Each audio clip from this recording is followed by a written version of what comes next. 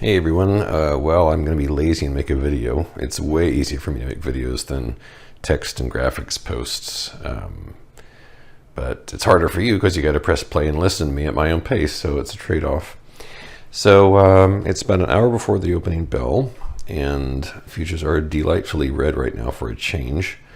The old biddy Yellen, of course, is screeching and hobbling around because Fitch downgraded her treasuries. And I talked about this last night. And it's really fascinating to look just short term what's happened to the ES, because this gap down was prompted by the downgrade. And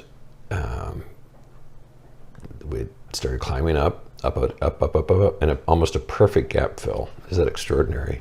Just almost a perfect seal of the gap. And it started sliding and sliding and sliding, and then really got going here. And at this point, I assume our friends in Washington got involved and tried to stem the tide and push this thing way higher. It was about over a 30-point reversal, and that's starting to bleed off again at the moment.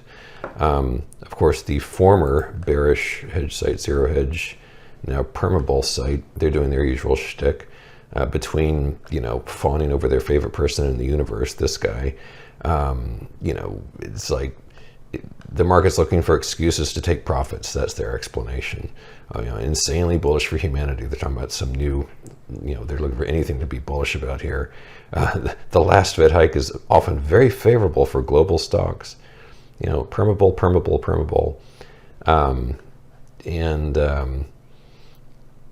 It just goes on. What's the other thing here? Oh yeah, and of course they're always the mouthpiece for Goldman Sachs. Anything they used to make fun of Goldman, now it's like they're basically their PR department. So anything Goldman says, they just parrot.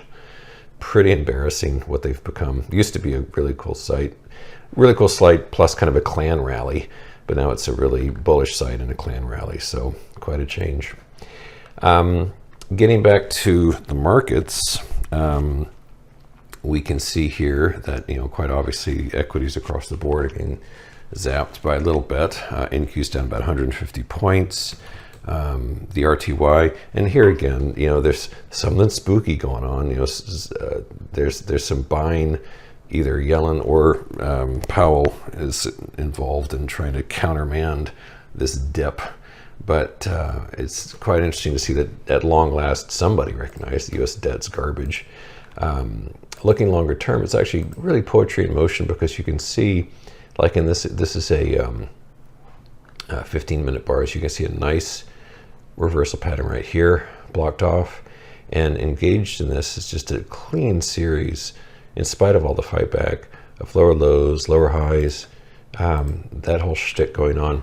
Much longer term, it's just nothing, because this is no different than this or this or this or any of the other countless little reversals we've had ever since the modest bottom here in mid-March, before the Yellen's billionaire bankers bailout, her TBFP, something like that, whatever concoction they came up with to save their friends. So we're up tremendously since then, about 800 points.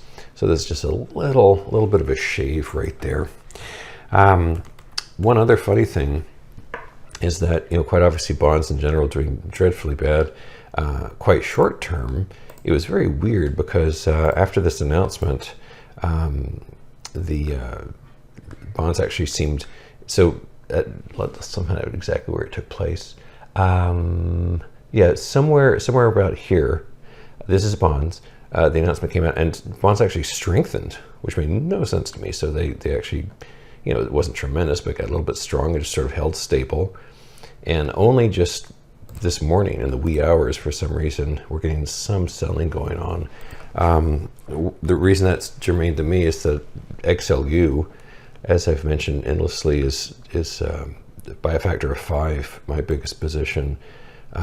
It shows how conservative I've gotten, but it's been doing really well.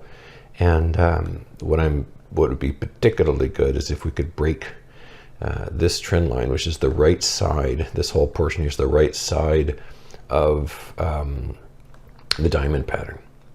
And that would be really nifty. And these are thinkorswim charts, not my own beloved slope charts, so they don't go as far. But this is the right side, so that's the break that I'm looking for on that. Anything else to say? Just trying to make this quick and painless.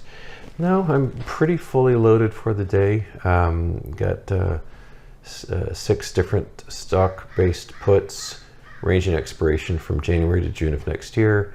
And then, of course, my huge XLU put position, which expires in a mere 44 days, September 15. So it looks like a very exciting day ahead. And of course, tomorrow afternoon will be super exciting because Amazon and Apple come out. So that'd be nice for that to bomb. But so far, we haven't had a single really earnings fiasco. So it just seems this quarter's been, it's a game they play. They set expectations super low and they beat, in quote, expectations in the stock rallies. So I'm not expecting anything surprising, but it would be nice, Anyway, kind of a cool day ahead and hope it's going well for you. See you later.